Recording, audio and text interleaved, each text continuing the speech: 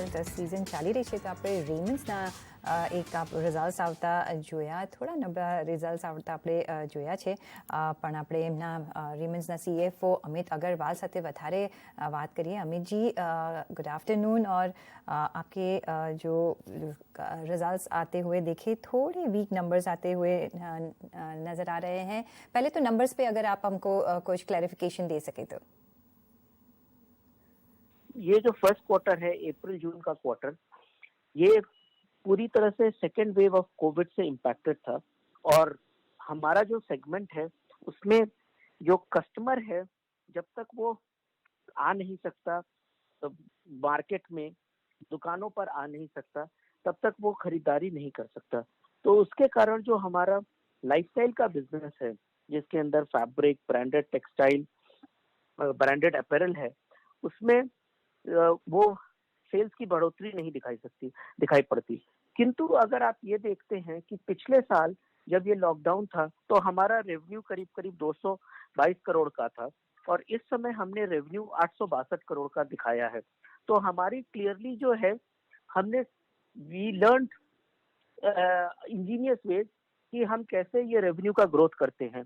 तो अगर हमने 3x का रेवेन्यू ग्रोथ किया है तो उस तरीके से हमारी एबिलिटी हो गई कि ये डिफिकल्ट टाइम पे भी हम रेवेन्यू ला सकते हैं। और स्पेशली हमारे जो 2-3 और सेगमेंट है, जैसे हमारा सेगमेंट इंजीनियरिंग का है, जो B2 बिजनेस है, वो बहुत ही अच्छा था। और इंजीनियरिंग और ऑटो बिजनेस, दोनों बिजनेसेस में हमने काफी अच्छे से रेवेन्यू जनरेट किया और प्रॉफिटेबिलिटी भी जनरेट की। और जो हमारा एक और सेगमेंट है रियल एस्टेट का, रियल एस्टेट सेगमेंट में जो कि सेल्स, तो हमने 61 यूनिट्स का किया इस क्वार्टर में, क्योंकि ऑब्वियसली 65 डेज तो करीब हमारे बंद ही थे लॉकडाउन के कारण, कस्टमर आ नहीं सकते थे। बाकी दोनों में हमने 61 यूनिट्स का सेल किया। जी सर, आपने इंजीनियरिंग बिजनेस की बात की, तो उनमें क्या फर्दर थॉट प्रोसेस है, और साथ में एक्सपोर्ट बिजनेस आपका कैसा चल रहा है, कैसे फोकस आप रख रहे हैं आगे जाके, इसके बारे में अगर हमको बता सके तो। हाँ जी, तो जहाँ तक आपको पता है कि हमारा जो इंजीनियरिंग एंड ऑटो सेक्टर का बिजनेस है, इसमें हमारे पास बहुत बड़ा एक्सपोर्ट का शेयर है। अगर हम इंजीनियरिंग बिजनेस में फाइल्स जो हम बनाते हैं उसकी बात करें तो ग्लोबली हमारा मार्केट शेयर करीब करीब 22-23% है, और इंडिया में तो ऑब्वियसली 65% है। तो जब हमारा 22% मार्केट शेयर था और डोमेस्टिक मार्केट में कस्टमर नहीं आ पा रहे थे बिकॉज ऑफ द लॉकडाउन, तो हमने इमीडिएटली अपना जो एक्सपोर्ट का प्रोडक्शन था वो बढ़ा दिया, और जो एक्सपोर्ट के कस्टमर थे उनके साथ बात करके एडिशनली हमने एक्सपोर्ट करा, जिसके कारण कि हमको काफी अच्छा बेनिफिट मिला। दूसरा जो हमारा ऑटो सेगमेंट का बिजनेस है, जिसमें हम रिंग गियर बनाते हैं, इन दैट बिजनेस ऑल्सो आज की तारीख में अगर हम देखते हैं तो हमारा ऑलमोस्ट 65% हमारा एक्सपोर्ट रहता है, 35% डोमेस्टिक मार्केट में रहता है। तो वो जो 65% हमारा एक्सपोर्ट का बिजनेस है वो बहुत ही स्ट्रॉन्ग था, क्योंकि यूरोप की जो मार्केट्स है वो पूरी तरह से खुल चुकी है, वहां पे ऑटो का प्रोडक्शन बहुत स्ट्रॉन्ग है। जो भी रुकावट थी बिकॉज ऑफ लॉकडाउन वो खत्म हो चुकी है, बिकॉज वहाँ पे वैक्सीनेशन ड्राइव बहुत स्ट्रॉन्ग थी, जिसके कारण हमारी एबिलिटी वहां पे भी एक्सपोर्ट करने की बहुत हो गई।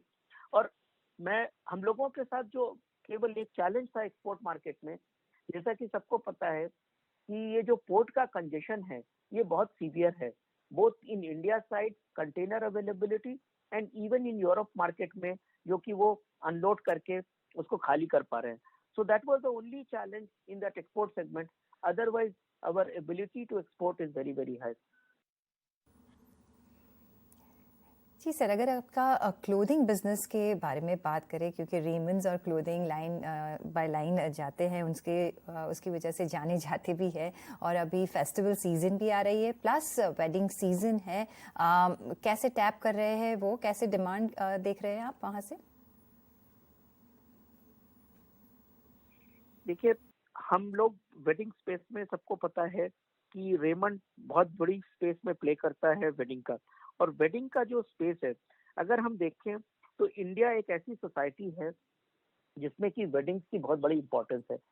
और अगर आप देखें तो पिछले 3 top wedding seasons have been absolutely sort of zeroed down, because last year का समर खराब हो गया, लास्ट ईयर का विंटर टाइम खराब हो गया, फिर इस साल का समर। तो प्रैक्टिकली क्या हुआ है कि हम लोगों को जो लास्ट जून में कुछ सेल्स अच्छी देखने को मिली थी, it is because of few days of wedding which was made available. Wedding dates were available till 15th of July. Now what we are expecting a very big demand for wedding as well as festive seasons. तो हमारा ये मानना है कि Onam, Dussehra, Diwali and उसके बाद followed by strong wedding season कि हमारे प्रोडक्ट की जो डिमांड है वो काफी बढ़ने वाली है। We see quite a robust phenomena there. नई लाइंस लॉन्च करी है, अगर आप देखें तो हमारी वेडिंग कलेक्शन, जेमस्टोन कलेक्शन, ये जो हमारी नई लाइंस लॉन्च करी है विथ यूनिक डिजाइन, एंड हमारे डिजाइनर्स हेल्प कर रहे हैं to the people, the families of the people who are getting married, कि how to dress better, वो सब हमने जो वैल्यू एडेड सर्विस प्रोवाइड कर रहे हैं, जिसके कारण हमको लगता है कि we will have significantly more demand for our product. Last में जानना चाहेंगे कि नेट डेट में हमने एक राइज होते हुए देखा है, टोटल कितना डेट है बुक्स पे ओवरऑल? हाँ जी, जहाँ तक डेट का सवाल है कि आपने देखा डीलेवरेजिंग जो है हमारा बहुत बड़ा फोकस है, एंड उस प्रोसेस में हमने क्या किया है कि अगर आप पिछले साल में देखें तो we reduce the debt by almost 450 crore, but इस क्वार्टर में हमारे थोड़ा सा डेट की इंक्रीज हुई है।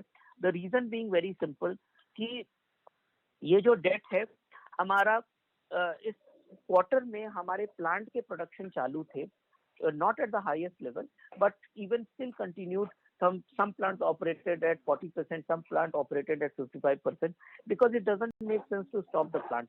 And the gravity of this was such that the sales could not happen. However, the inventory which we have produced is going to be liquidated in the next 2 quarters. So therefore, what we feel is कि ये जो temporary increase है inventory का, जिसको कारण हमने debt increase किया है 200 करोड़ से, which should be normalized over the next 2 to 3 quarters. So that we feel is very, very comfortable. And still, based on a debt equity ratio, we are at a comfortable situation of 0.7. And हमारा जो सबसे बड़ा important focus है in the pandemic time is क्या liquidity level हम maintain करते हैं। तो आप देखिए consistently Raymond Group ने 600 से 650 करोड़ के बीच में हमेशा लिक्विडिटी मेंटेन करी है। So this is very very important कि कोई भी डिफिकल्टी आने से we have the liquidity available.